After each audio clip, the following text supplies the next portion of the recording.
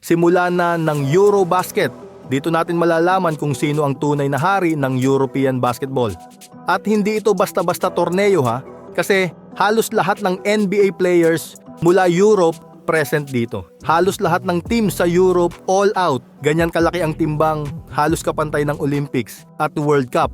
At sa day 1 pa lang, may mainit na laban agad, Latvia versus Turkey. Latvia may Porzingis at Bertans. Turkey naman pinangungunahan ng batang umuusbong na si Alperen Sengun. Parehong halos dikit sa power rankings, kaya kung tutuusin parang do or die ito para sa second best team sa grupo dahil obvious na Serbia ang pinakamatibay. Dagdag pressure pa kasi host country ang Latvia. Pero kahit may home court advantage, hindi nagpalambot ang Turkey. Si Sengun agad ang bida, post moves, parang Jokic vibes. Samantalang sa Latvia, hirap sa shooting si Bertans, hindi makalusot sa ilalim.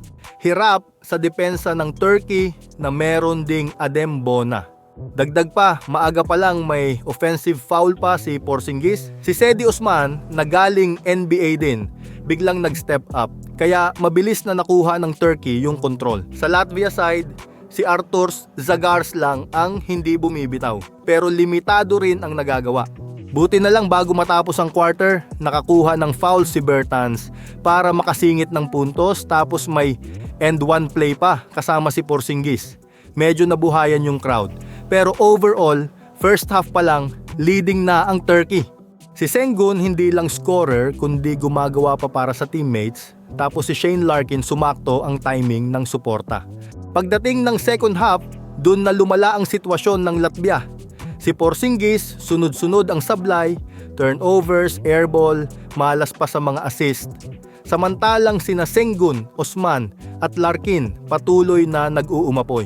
Lumobo na sa double digits ang kalamangan ng Turkey. Ang masakit pa, 3-point shooting ng Latvia parang suntok sa buwan. Daming bitaw pero puro sablay. Kaya dumating sa point na naging parang garbage time na yung laban. Si Sengun nagmistulang Jokic, scoring, assisting, halos playground na niya yung court. Bandang dulo, tinanggal na ng Latvia si Porzingis. Parang sign na ng pagsuko. Pero Turkey hindi bumitaw, tuloy ang atake kasi importante rin ang point difference sa ganitong tournament.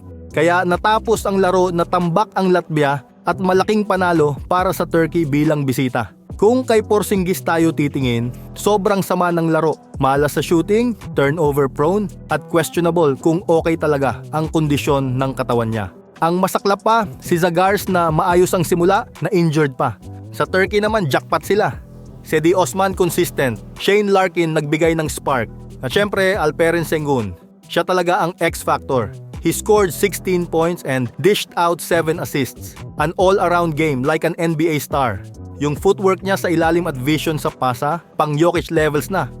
At eto na ang masarap abangan, magkasama sa group ang Turkey at Serbia. Kaya magkakaroon tayo ng Jokic versus Sengun showdown. Original versus budget version, pero sa pinakita ni Sengun ngayon, baka hindi na rin siya matawag na budget na lang. Kaya mga kahadal, kung ganito kainit ang simula ng Eurobasket 2025, abay tiyak na mas matindi pa ang mga susunod na araw. Sino kaya ang aangat hanggang dulo? Magpapatuloy ba ang paghahari ng Serbia o may dark horse na susulpot gaya ng Turkey na may batang bituin na si Sengun? At ano naman ang magiging destiny ng mga big names tulad ni Porzingis na ngayong araw ay tila nawala ang alas? Isang bagay lang ang sigurado. Ngayong taon, puno ng kwento at drama ang Eurobasket. Kaya abang-abang tayo dahil bawat laro may bagong istoryang mabubuo.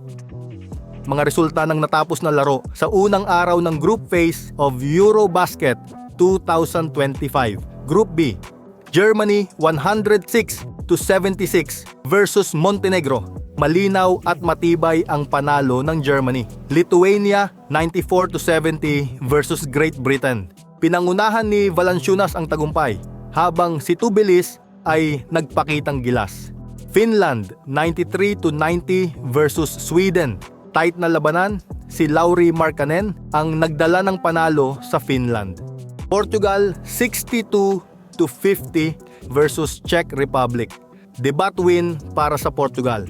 Standout performance mula kay Neemias Queta. Serbia 98-64 versus Estonia. Napakalakas ng performance ng Serbia, kinain ng buo ang Estonia.